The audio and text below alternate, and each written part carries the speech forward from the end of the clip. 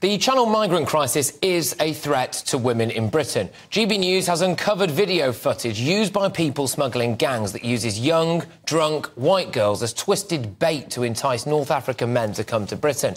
A cursory glance of Google reveals numerous cases of convicted rapists trying to cross the channel or people who've been accused of sexual offences since arriving. Now, it appears that human traffickers are essentially telling channel migrants that if they come to Britain, there'll be a ready supply of young, intoxicated women for them to just have their way with. We've got a snapshot of one of these promotional clips for you now. We'll be playing a lot more of this throughout the course of the show. But these videos have been used by several accounts on Instagram with hundreds of thousands of followers.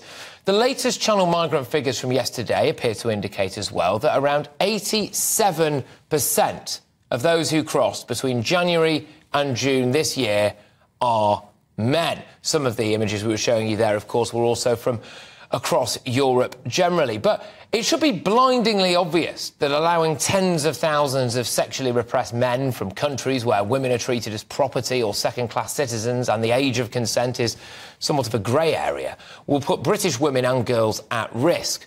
But apparently that needs spelling out to people. Human trafficking gangs are using young, intoxicated British women as bait. I can remember a fair few years ago when the odd ruddy-faced, red wine-infused, portly politician would come out and say stuff like, well, if women want to be safer on the streets, then maybe they shouldn't go out looking like that.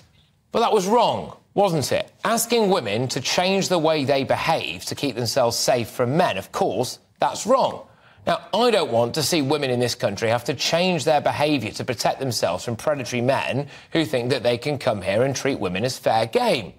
But I have a feeling that certain political groups are so fanatical in their support for open borders and unfettered illegal immigration in the Channel that it's probably only a matter of time before they do actually tell women to dress more modestly, drink less on nights out. Now, before the usual suspects pipe up, yes, I am aware that we already have a huge amount of rapists and sexual predators in Britain. In fact, it turns out that we've had a fair few in our own police force. And no, I am not suggesting that every single man coming across the Channel is a violent sexual offender. But what I am saying is that clearly, the idea that you can come to Britain to have sex with young women is being used as a selling point. Now, if the cost to the taxpayer isn't enough to stop this madness, if national security isn't enough, if nothing else is enough, surely the safety of young women should be.